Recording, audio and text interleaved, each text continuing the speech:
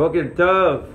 This week's Parsha, we learn about how Aaron passed away. And amazingly, this Friday is the yahrzeit of Aaron. I thought it would be a great week to talk about the value of Shalom, what Aaron was famous for, which sometimes even trumps straight truth. So here's a Maisa, which I remember all the time, which is a great example of how sometimes it's more important to be smart and peaceful than to be exactly truthful. So the kovno rebbuh, Yitzchak Elchanan Spector, was the Av Beit Din in Poland, and one of his students was being drafted into the Polish army.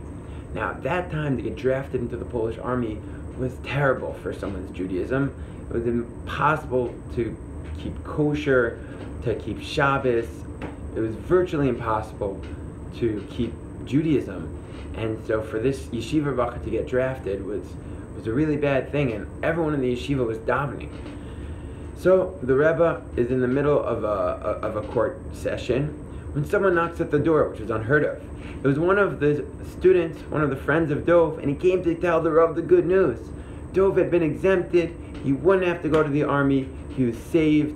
Baruch Hashem, the Rebbe was so thrilled, so excited. Amazing.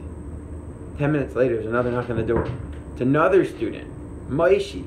And he also came and he said, Rav, did you hear the news?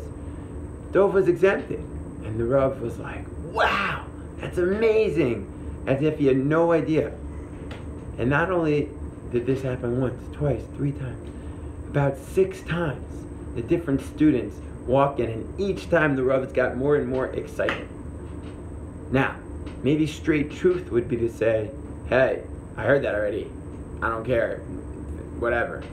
But Shalom says he wants to tell you the good news. Let him tell you the good news. Act excited.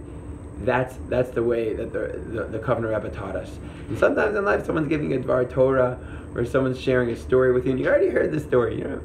And we have this bad habit sometimes where we say, hey, I heard it already. But it's not the right thing to do. In that particular case, Shalom is more important. Give that person the opportunity to tell the story. Zat Hashem, with your best friends, with your spouses, you're going to probably hear some stories over and over and over again. If we truly love them, like Aaron Hanavi did, then even if it's the 10th time we're hearing this story, it can still be excited like the first time. So this is one great example in life of Gadol Shalom, or emes, more than emes, and I bless us to really, the next time someone's telling us a story, or anything, a dvar Torah, a YouTube video, act excited as if it was the first time.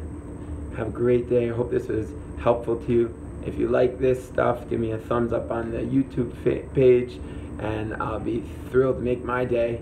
And I'm very happy to continue sharing Gadol stories and halachas with you and all of Am Yisrael. Have a wonderful week full of Shalom.